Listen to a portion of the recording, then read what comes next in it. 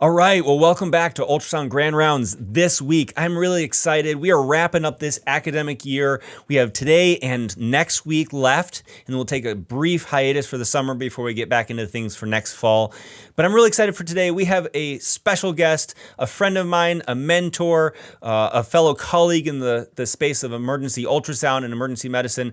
We have Dr. Dan Theodoro from St. Louis, Washington University. He's the ultrasound director over there. He's going to talk to us about the use of TEE in the context of cardiac arrest. And so without further delay, I want to turn things over to Dr. Theodoro. Thanks so much for being here. Look forward to hearing what you have to say. Okay, so today's talk is the tranesophageal echo TEE talk. Where are we? Where are we going? I kind of wanted to make this a combination of new stuff and a summary of our current data and current directions on point-of-care ultrasound. I'm going to use terms like point-of-care ultrasound and emergency ultrasound interchangeably. We're going to get a little bit into the impact on CPR science that we've had as a community. The QR code there to the right is our lab page. Even though our lab page is currently under construction, you can look at some of the projects that we've worked on throughout my career, which is really focused on acute care and ultrasound.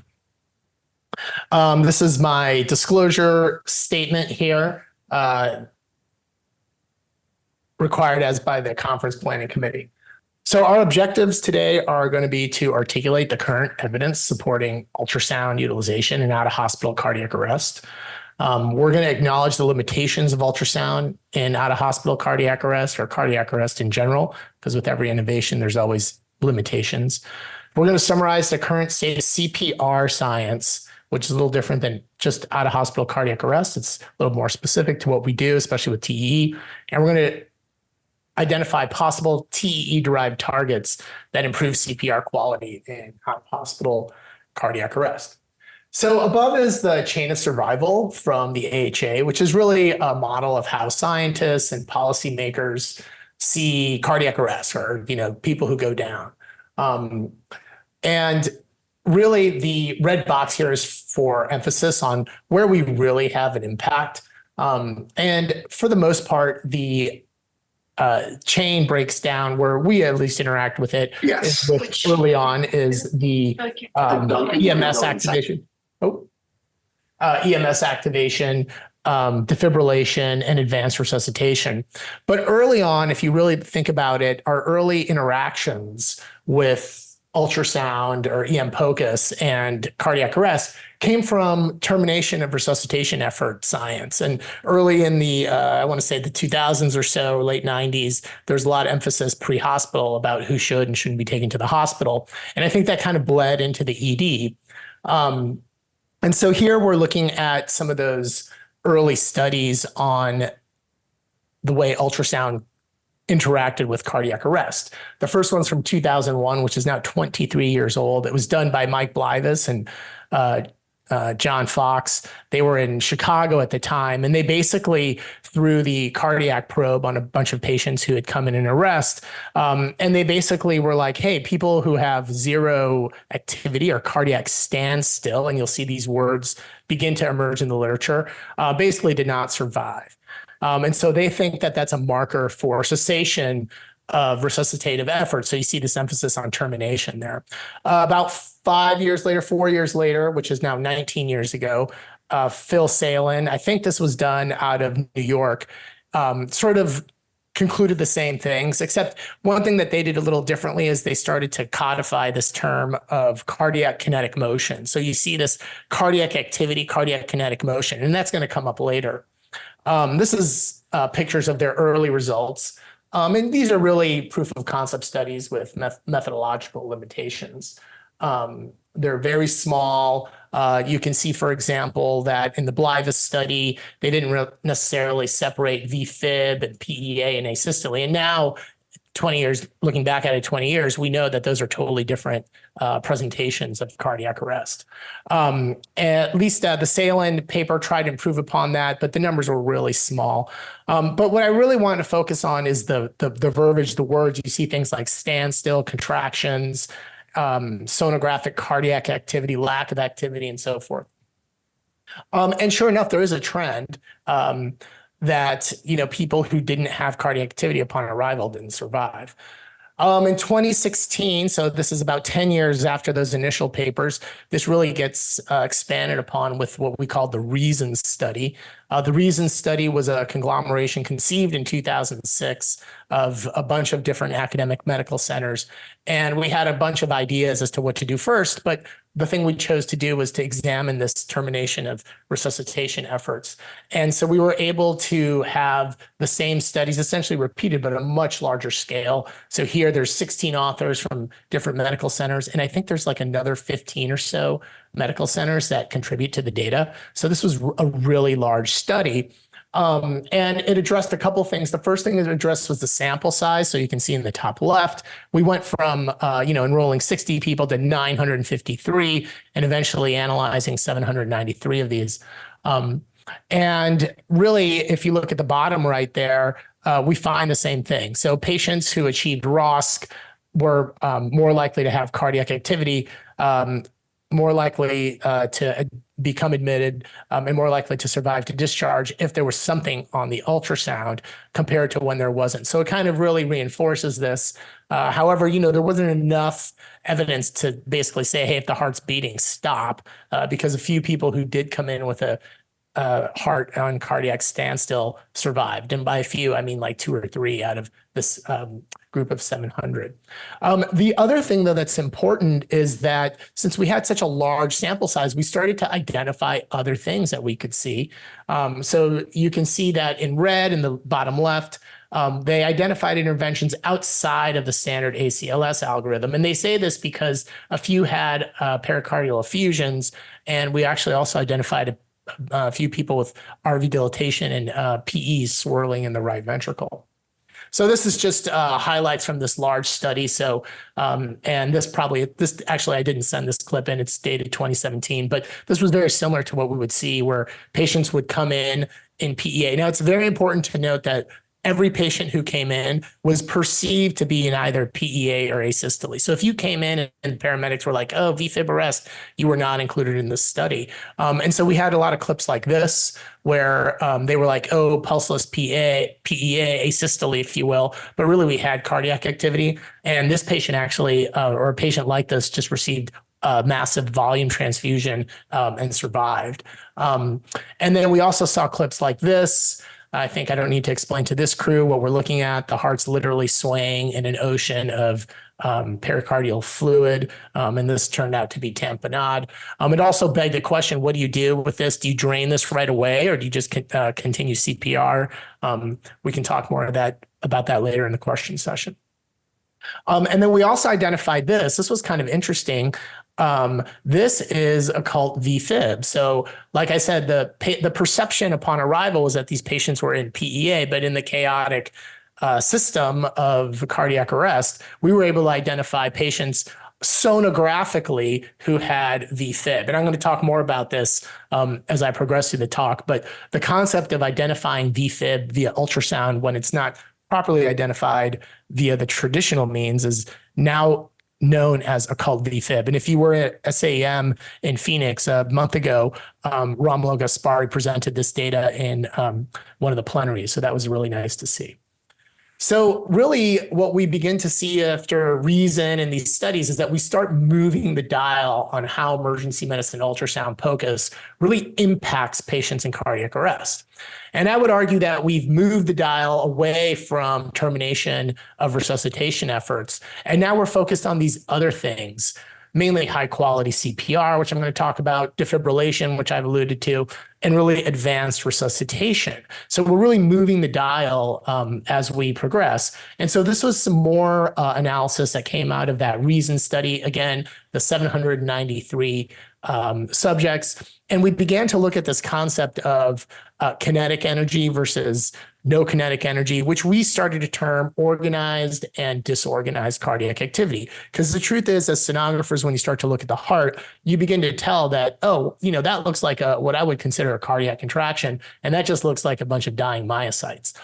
So we decided to use the terms organized versus disorganized. Organized meaning it looks like the heart's pumping. Disorganized is those dying myocytes. And then we began to parse the data a little bit more. I'm going to be very careful to move here. I want everybody to just concentrate on this column here and jump over this column here. It's a very busy slide, but basically this column here was a bunch of people who had organized cardiac activity. And at the time, the ED physicians, they're like, I don't know what to do. Like the heart looks like it's pumping, but everyone's telling me this patient's pulseless. So they just ran sort of continuous high dose pressors on here. And an interesting thing happened. They actually got about 30 people to make it to the hospital and 2 actually to discharge. And you could sort of compare this column to people who had disorganized cardiac activity. And you could see that if you looked at a group of those people who also got high dose pressors, the number of people who made it to the hospital was about half, and really only 1 person survived. So this just began to sort of beg the question as to whether we're identifying a different population within the set of cardiac arrest. And we sort of concluded that continuous adrenergic agents might be another pathway. An interesting thing also happened was that those people who just got continuous pressors received fewer of those boluses of epinephrine that we've now sort of associated with poorer outcomes. So there's some interesting potential science there. We have to sort of sort out how we're going to investigate that in the future. But at least it was through ultrasound that we started to crack open this world of PEA a little bit. And I've alluded to this as well. This is the called the Fib proportion. So these are a little busy slides, but I just want to focus everyone's attention to what's in the red box, and then this sort of silver white, and then this little sliver here. So remember I said the patients that were presenting all had to have perceived PEA or asystole. Well, the way that protocol worked was they would arrive, the emergency sonographer would put the ultrasound on the patient's chest and sort of say, oh, what's going on with the heart? Well, sure enough, when they did that, they found that about 2% of patients were actually in what we've termed called VFib. And now what to do with it, right? Because at the time we were like, well, the monitor says PEA or asystole, but I think this thing is showing VFib. And we just didn't know what to do. So there was no protocol for it. We didn't realize we'd run into this discovery, but it again sort of lands on this point that point of care ultrasound is revealing another treatment algorithm within ACLS. So kind of an interesting impact on the field. As with any innovative impact, especially when it's new and technologically driven, there are limitations. And if you don't recognize that there's limitations, you're kind of like lying to yourself. So sure enough, shortly after ultrasound sort of really starts to pick up in these codes, this is sort of the seminal paper that kind of jolted us back into reality by Meta Huistenveld. I think this was done in Florida or Baltimore. And basically the title says it all. Basically, when you use ultrasound in CPR, you get your hands off the chest because everybody wants to look at this. And this was a big deal at the time. It was repeated. And here they found that patients who had ultrasound had about an extra 5 to 10 seconds of time or pause time, which has sort of since been debunked as a potential prognosticator of resuscitation. But at the time, we thought that, a 5 or 10 second delay was really big deal. And probably it is a big deal if you're getting into those 45-second, 1-minute delays off the chest when, you're intubating, kind of the way we did things a la, I want to say, this is going to reveal my age, but like 1999, 2000 would kind of pause to let people intubate. And sometimes that would take, up to a minute, who knows? But interestingly enough, we were missing our target. And in case you're interested, I think the ACLS guideline is 10 seconds. That's how long you are allowed to feel for a pulse or kind of assess what's going on. So remember those 10 seconds. The other sort of limitation is that there's variability in the interpretation. So don't try to read the fine print here. I just want you to look at the colors. So whenever you have a horizontal bar of just one color, that means there's lots of agreement. And whenever you see a mishmash of colors, you can see that there's lots of disagreement in what people are seeing. So this was Brett Nelson's work, where they basically got a bunch of clips in front of like 60 or 70 combination of critical care and EM people who did ultrasound. And they said, hey, what do you guys think about this clip? What's it showing? And, some things have lots of agreement. Like, for example, at the bottom here is no myocardial contraction. In a case, but then sometimes there is disagreement. So here's one, where is it? Somewhere in here is VFib. There's agreement on this one, but on another one, there's a little bit more disagreement. The point being that these things aren't codified yet; they're new, and sometimes people disagree as to what we're seeing. So another potential limitation for the impact on cardiac arrest. This was the objective of this study was to determine the quality of ultrasound images during compressions compared to when they just went in and looked for in those 10-second pauses. And this was a really interesting paper. I think it's from the Scandinavian Journal. And they concluded that, you know what, you don't have to, sort of stop everything to look. Just whenever you do a regular pulse check, that's an adequate opportunity to look at the heart with ultrasound. Another thing about this paper that is the same group that identified that the right ventricle may sometimes become dilated during cardiac arrest. So they conclude that RV dilatation is not necessarily a direct implication for pulmonary embolism, which I thought was another interesting finding of the work. And really the answer to all this, to all these limitations, is a search for a better tool. And that better tool is tranesophageal echo. So TEE gets you off the chest. It allows for some innovations, which I'm going to sort of get into right now. So for those of you who may not be familiar with TEE, TEE is essentially a thick tube, if you will, that you insert into the patient's esophagus. And the goal is to drop it right behind the patient's heart. When you do this, this gives you unprecedented access to what's going on. It lets you look at the anatomy without really interfering with the process of CPR. So this is what's called a mid-esophageal four-chamber view. For those that are very familiar with cardiac ultrasound, it's really not that foreign. It's basically the apical four, but flipped upside down or right side up. And to orient people, in general, the chamber that's closest to the tip of the triangle is always the left atrium. So if this is the left atrium, that'll ground you. This is your mitral valve, left ventricle. Next to the left ventricle is the right ventricle. This is the right atrium. And then the red marker that keeps coming up, that's the left ventricular outflow tract. So when you put one of these things in, you're quickly able to discern, if the heart's beating, the contractility, the size of the ventricle. You can easily assess for a pericardial effusion, and you don't have to actually do that much. In fact, here's another clip where they come in and out of that, what they call five-chamber, the fifth being the left ventricular outflow tract, and go into a four-chamber simply by moving what's known as the omniplane, which is a button on the device. So you don't have to really move the probe that much. You just electronically control it, and you're able to see different things.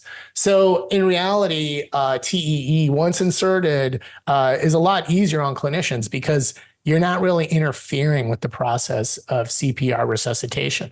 Now, notice that I'm completely skirting by the insertion and all that, because I do think that we have to perfect how we insert the probe. But more on that to come, I think, as we advance this science. And sure enough, it didn't take very long for someone to say, oh, well, you're criticizing ultrasound because of pulse check time. Let's see what happens when we use a TEE.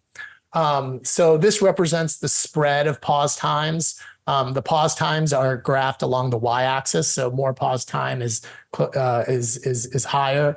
And along the x-axis, you've got the pause times when a TTE, transthoracic echo, was used compared to a TEE group compared to when we just did it the conventional way, which is, putting your hands in the groin or on the carotid and seeing if there's a pulse. And you can see that the mean time to pulse check is shorter in the TEE group compared to the transthoracic group by far. And interestingly enough, it's even quicker than the conventional means of palpation. What I found super interesting is that you remember earlier I said 10 seconds is the guideline recommended time, and you can see that with the TEE group, the vast majority fall under, whereas with the conventional form, we still push over that 10 seconds. So again, supporting the fact that if anything, if you really believe that pause time is reflective of your chances of survival, TEE is the way to go. Now, I'm not sure about you, but I'm not just going to insert a TE to shorten pulse checks. And this begged the question of like, hey, you know, what else can we do here? Because this tool just seems amazing and it looks capable of doing a lot more. And this really brings us into the work of Felipe Tehran, who is currently at Cornell, was at Penn, and was somewhere in New York when he put this data together, but really has been the agent of change and I think going to have a big impact on the world of resuscitation. But this is his sort of first convenience sample proof of concept study. This is data from that. And, you know, he looked at a bunch of things which you could argue are completely subjective. So, for example, how often does TEE change your management or establish the likely etiology? And, you know, he had great numbers for intra-arrest. It tells you it changes your management 20% of the time, and post-arrest 12% of the time, et cetera. I think he also established a bunch of other interesting concepts. The first being that you have a better idea of LV dysfunction. We've experienced this at our shop in a code where we actually got ROSC and the TEE was clearly showing a wall motion abnormality, and we showed it to the cath team and they actually took the patient up. And we all know that sometimes getting patients to cath after cardiac arrest can be challenging. Certainly aortic dissection. I don't, you know, CT is definitely proliferated everywhere, but TEE is just a sensitive and specific mechanism to rule out aortic dissection. Now, he didn't have any in this case series, but it's certainly on there, and would be interesting if we ever had enough patients to see, you know, how often dissection is actually the root cause of the resuscitation. RV dilatation and obstructive shock come back up. So it looks like in about 15% of the patients that they used it on here, they identified some kind of right-sided pathology as the cause of the patient's cardiac arrest. And then lastly, this concept of area of maximal compression. In other words, when we do CPR, where are we pushing? And the big arrow at the top there is the area of maximum compression is over the left ventricle. That's sort of, I think, where we want to push, versus the area of maximum compression is over the outflow tract or the root, which is not the ideal place to push. So again, another potential theoretical location for the impact of TEE on cardiac arrest. So I think at this point, we should all take a slight pause because we have to kind of get into a little bit of CPR science. So, you know, ED physicians, we're all used to resuscitation. We do this all the time. But we rarely actually take a look back to say like, hey, how did we get here? So this is a very, very brief of a look back, if you will, as, you know, why we do things the way we do. And one caveat is I'm not going to get into the whole defibrillation thing because that's a talk in and of itself about how that came up, but I'll mention the timeline as when that came. So this is my sort of very basic timeline for figuring out why we do what we do. In the past, the way CPR science advanced was you created an animal model that usually was a dog or a pig, and you basically put them into cardiac arrest by shocking them or bleeding them or doing something to them. And then when they were in their state of cardiac arrest, you would try interventions. You'd give them drugs, you know, eventually they shocked them. And then believe it or not, those findings in the lab kind of percolated right into practice. There wasn't too many human trials. And another thing that's interesting is that the majority of the data that comes out of this can actually date back to the 20s, but back then it was anesthesiologists doing all this, because one of the locations that patients frequently arrested was in the operating room when they were taken to the, the the theater of what was then ether.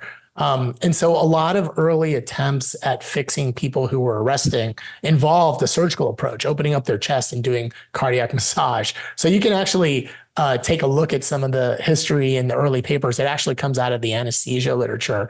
And this is before the whole concept of cardiac arrest and ACLS is derived. So it's actually super interesting. But getting back to my slide here, really the big names in CPR science are J.S. Redding, J.W. Pearson, and they start back in 1963 when they start evaluating the effects of drugs on these animals in their labs. And the first drugs that they looked at were bicarb, actually. I think epi was kind of like a thing on the side. And then in 68, they're like, hey, I think this epi thing really keeps our animals alive. So they started looking at the effect of epinephrine on the animals with VFib, and they had more ROSC with it. And then there's a bunch of studies in the early 70s, but I wanted to sort of skip ahead to the early 80s because it's then that this really smart researcher named R.V. Ditchy he puts catheters in these animals, and he says, you know what's really predictive of whether or not someone comes back from cardiac arrest? It's their coronary blood flow during CPR. Okay, so it's how much blood the heart is actually seeing. And this is later confirmed in 84 by doctors Ralston. They're giving epinephrine during CPR. And I think that's a pig model. And then A.B. Sanders. And they come up with the concept that aortic diastolic pressure during CPR is one of the major determinants of whether someone survives their cardiac arrest. So, and what is aortic diastolic pressure? None other than really blood flow to the heart. I also want to, though, direct everyone's attention to the green arrow because it's in 1990 that there's actually a really seminal paper done by Norm Paradis. He's out of Detroit, precedes Manny Rivers' sepsis stuff. And it's really the first time that we see human data on patients in cardiac arrest.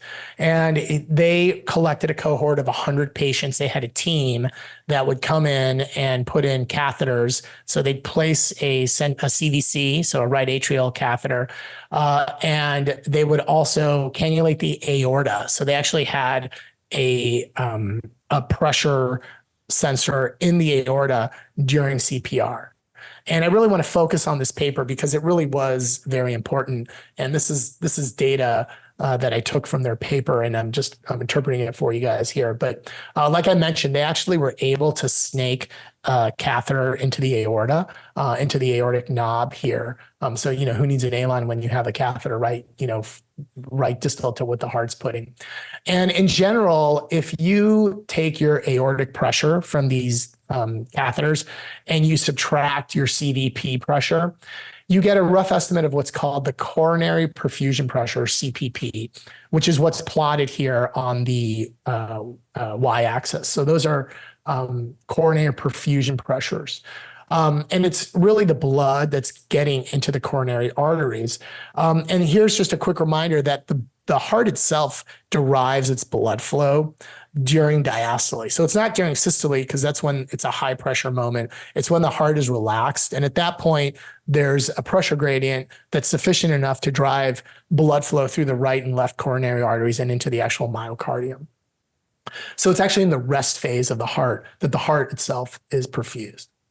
So anyway, getting back to the data, on the left, you have the distribution of the initial coronary perfusion pressure among those who achieved ROSC and those who didn't.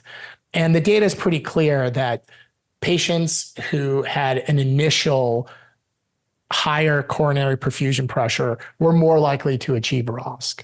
And then in the panel to the right, on screen right, is the maximal coronary perfusion pressure. And again, the data is pretty compelling to suggest that those who achieve a higher coronary perfusion pressure actually do way better than those who achieve a lower coronary perfusion pressure. So this is 1990. I don't think this has been repeated in humans since. We've had other markers such as end-tidal CO2 and lots of observational trials. But I think the real sort of impact of this, which, here we are literally like 35 years later, is that the quality of the resuscitation actually matters greatly. So in that chain of survival, quality CPR is probably becoming, gaining a lot of attention and probably becoming an area in which I think we should have a huge impact on as ED sonographers. So for all those Big Lebowski fans, does anybody care about quality? On the right here, this was a paper done by Ben Abella. He's a really big resuscitationist out of Penn. And they were looking at in-hospital cardiac arrests and some of the guidelines, and they were kind of measuring the quality of the resuscitation. And they found all kinds of things like, pulse checks went over their time, and, there was no like chronometer to help people time their compressions. And so really we're seeing that ACLS quality metrics, even when performed by experts, people in the hospital in pretty controlled situations, are not being followed very well. And I think really this paper is really the beginning of the shift away from the drugs, the defibrillation, which has actually made really big impacts. And you're seeing more of a focus on interventions that enhance the quality of our compressions and our CPR when someone is in fact in arrest. So where do we go from here? I think the answer is pretty simple. We see if TEE can improve quality of our resuscitations. I think that's really where we're headed, really what we're looking at in terms of figuring out where all this technology is going to take us. So the first thing I want to backtrack on and think about is, how does this idea of using the TEE really start? Well, if you look at ACLS guidelines, CPR is recommended to be done at what's called the inner nipple line. So you can use yourselves as your own model. Somewhere in between your inner nipple line, they want people to put their hands and compress. And this is a paper out of Korea that used CT to look at where the inner nipple line would fall on different patients. And it's kind of like a proof of concept paper. And interestingly enough, it's done in 2007. So you can kind of see that, it always takes about 10 or 15 years for this stuff to really have impact. And so I want to direct everyone's attention to the red and green lines. They actually go through the chest at the quote internipple line. And you can see on several of the panels that they actually miss the intended target, which should be the left ventricle. So on this panel, this green line looks like it's going through the aortic root. Same thing here. Maybe this red line on cross section is closest to the left ventricle, but you can see it's not quite on. This looks like it's probably spot on, but in people of different body habitus, you can tell that there's definitely a difference in there's definitely a change in where you would actually be exerting the highest force and vector of your CPR. And then this is sort of the same study done with MRIs. I think this is, they actually go one step further, and they recommend that everyone move over to the patient's left a little bit. So I want a lot of stuff going on here, but the top panel, I want to direct everybody's eyes to this arrow, this double-headed arrow here. This is the inner nipple line. But on MRI, they would suggest that this shift to the patient's left because they think this would be the area of maximal compression that would cover the left ventricle. And I would even argue, you could even move that out a little bit more. So just these are sort of the origins of this idea. So where does this go? Well, in 2017, so about 10 years after this stuff comes, we go back to the lab. And remember, there's this pattern, right, of we have an idea, we test it out in an animal model, and then We don't really ever work to validate it in humans. We just kind of adapt it. So this is done by none other than one of our own. Kenton Anderson is an ultrasound trained EM physician. When he did this work, he was at Stanford, and I think was using the animal lab somewhere in Texas. And this is a swine model, and he uses TEE to mark what he thought would be the best place for left ventricular compression.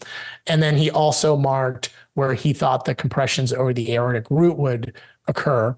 And he measures all kinds of things like coronary perfusion pressure, and aortic diastolic pressures and end tidal CO2.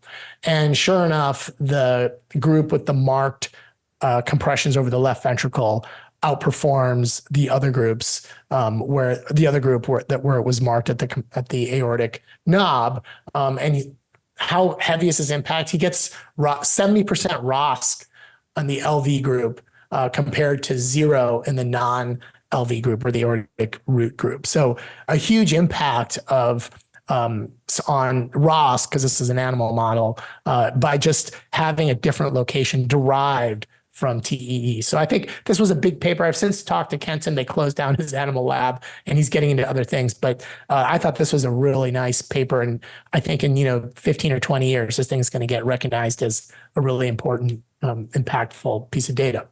And this brings us back to Philippe Theron's work. This is a really complex plate of figures, but I want you guys to focus really just on the two colors, the orange and the blue. So the blue is targeting left ventricle, and the orange is when you target essentially the aortic root. And you can see that on, just want to direct everyone's eye to this panel. When you target the left ventricle, I think this is aortic blood pressure is way higher than when you have compressions over the aortic root. And this is end tidal. You can see that the end tidal is much higher when you're doing compressions over the left ventricle compared to the aortic root. Again, sort of adding to this body of literature that, this might be a potential target for doing higher quality CPR. And this kind of brings us back to our work here at WashU. We have identified 4 targets for CPR quality. We kind of made a tiny abstract for ASAP. I don't know if it's going to get accepted or not. And sort of we built on the literature and the impactful findings that we've had over the years. And so to orient everybody, we're going to be looking at clips of active CPR with a TEE. This is called the mid-esophageal long axis view of the heart, and it's going to come at you while CPR is happening. The sternum is down here, so the vector of CPR is going to come from what looks like the bottom of the screen, and it's going to be that rhythmic bouncing that you see of the image. This view is similar to a peristernal long view on TT, on transthoracic. So this up here is left atrium. Remember my rule, the topmost cavity in a TE is always the left atrium, which would make this the left ventricle. This is going to be the aortic valve. And then this is going to be the aorta. You see a little bit of RV here. So again, the sternum is at the bottom. The LA is at the top. You can see the valves as well. So I'm going to play this clip. And does everybody see that rhythmicity, that boom, boom? Those are the compressions. I can't remember if this is with a device or a human.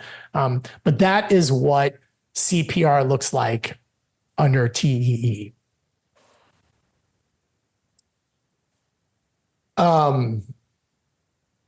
So here is also CPR, same view for mid-esophageal long axis. And this is what I think happens when there's a vector of force and it's applied to the wrong spot. So you can use a lot of ways to interpret this. You can look at whether or not the valves open or close, but I'm going to let this clip play and then freeze. And then we're going to talk about where we think the maximum for, I apologize. This is a non-CPR clip of the mid-esophageal 4-chamber. My bad.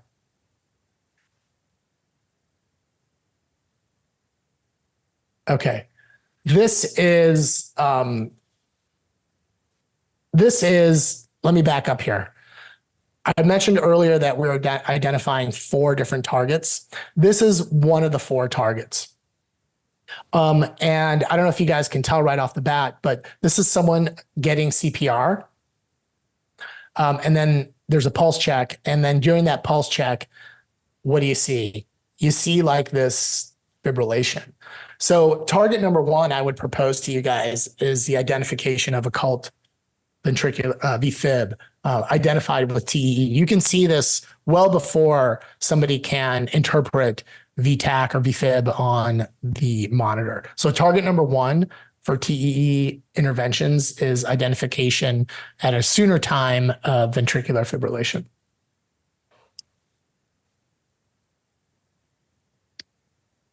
This is that clip of someone getting CPR, and I'm just going to let it play and freeze. And when it freezes, if you sort of look at where the main vector is, does everybody see this wall here? That's the aorta, and then this wall here. And what you're really seeing is that the vector of force is pinching the aorta closed. And I'll play that again for you guys. The other thing that you're seeing is you could argue maybe the aortic valves are opening or closing. For the most part, you see this pinching. Uh-oh.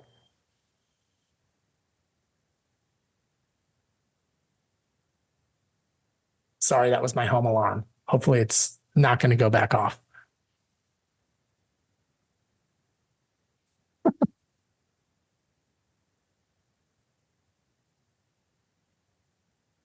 Sorry, everybody. Didn't plan on that. Getting back into this TEE. So you can see that the forced vector is not really where you'd want it to be over the left ventricle. It's in fact pushing on the aortic root. And I think the sort of true final measure, the realization of this is when it actually freezes. You can see the aorta itself is getting pinched. So, what kind of CPR is this? Probably less quality than if the aortic root was not pinched. So that's target number 2. Here's some more clips here. And on the screen left, you can see, similar to the last clip I showed you, that the vector force of CPR is not on the left ventricle, but somewhere at the base of the heart. And if you need to convince yourself, again, this is the aortic valve there, and you can see that it's really not opening. It's probably minimally opening at certain times, but it's not really ideally opening with every compression. And then on screen right, that's actually a Lucas device. We're not sure it's positioned at the right spot. You definitely see there's some compression, but just to orient everybody, this is the left atrium. Again, a large chamber. Closest to the top is always the left atrium. And you can see first of all, it's huge. And second of all, you can see that the vector force seems to be aiming at it and not down here at the left ventricle. Now, before I tell you that this is the answer to high quality CPR, I will also admit that in about a third of all of our images of TE images of CPR, we were unable to determine whether or not where the vector was. So it's not ideal yet. We haven't quite worked that out, but I think that's a potential space for more, for some more research. Okay. For the next 2 clips, I'm going to sort of focus on what we're going to present hopefully at ACEP. And I want everyone to look here because this is the aortic valve. And just to orient people, left atrium, left ventricle. So blood's going to come in here and get pumped out this way to the rest of the body. This is the right ventricle down here. The coronary vessels come off about here and here. So in order for there to be coronary perfusion pressure, you need to have forward flow of blood through this aortic valve. That's one thing that we've at least all agreed upon that CPR does, is it moves blood forward and through these 2 little vessels that will eventually perfuse the heart and hopefully get it to restart again.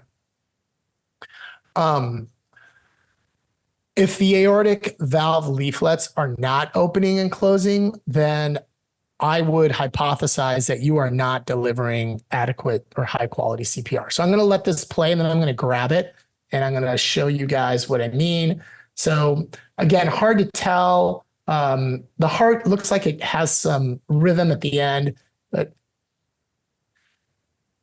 here's the compression right there. And you can see there's really the aortic valve isn't moving at all. There's another compression, no movement of the aortic valve, another one, no movement of the aortic valve, another one.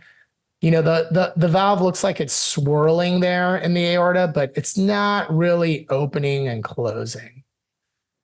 And full disclosure, I have to grab this and play it at, super slow-mo for our eyes to pick it up.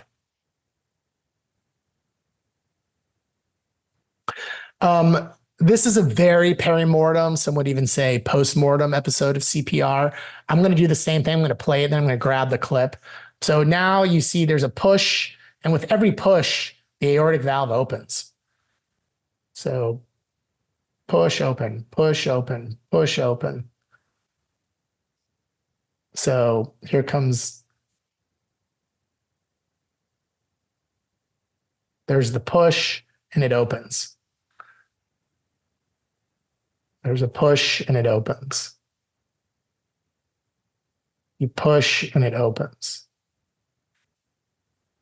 So we call this congruent CPR, meaning just the way you would give someone a breath if you have them intubated and you're bagging them. When you sort of squeeze the air in as they inhale, you're congruent. And when you're squeezing it in as they're exhaling, you're discongruent. So I call this congruent CPR. And now I'm going to show you another example of that. So a push and the valve's opening. This one you can almost see real time. You see a little bit of flicker of the aortic valve here. If I can get this. So push, clearly opens. Push, clearly opens. Push, clearly opens. Push, clearly opens. And, if you're not seeing it yet, it's, I've had to look at these things for hours, and, no one's ever taught it to me. So I had to kind of teach myself. So if you don't see it in real time, don't worry about it. I think that's something we can work on. I think this is probably the best one in real time. Yeah. So this is real time, right? So someone's getting compressions, and the aortic valve leaflets just look like they're clapping, right? So congruent CPR. This is, I think, exactly what you want to have happen when you're pushing in the right location. You're pushing at the right rate to have the valves open and close, and you're getting blood to go through the aortic valve. See, this is another one. So you can see push. Every time you push, you see that flicker of the aortic valve opening and closing. This is another interesting phenomenon which we've discovered, and I call this incongruous CPR. So in this case, the aortic valve does open, so I think you're getting blood flow, but the reality is it's not opening when we're pushing. It's opening when we are relaxing or have our hands off the chest. So I'm going to play this, and then I'm going to slow it down. So there, clearly the aortic valve is opening. You can kind of see it. But then if I grab it, get over here. Okay, so here comes the push. And really the aortic valve didn't open. But when you get your hands off the chest, it kind of opens for a second. Okay, here comes the push, doesn't open. You get off the chest, and then the valve opens. So push, doesn't open, and then right as you kind of let up, it opens. So push, nothing, and then finally it opens. So push, nothing, you let up, you relax, and then you'd open it. Push, push, nothing, and then it opens. So you're probably giving adequate CPR here, but you're not doing what, in my mind, at least, you should be doing, which is, pushing on the left ventricle and getting blood to move forward. Well, what does this mean? We don't really know. For our abstract, we counted the number of times the valve opened with congruent, so one push, one opening of the valve, versus discongruent CPR. And you obviously get a closer 1-to-1 ratio with congruent than with incongruent CPR. Whether that has clinical impact, I'm not sure, but it's definitely what I think it might be a target for enhancing CPR quality.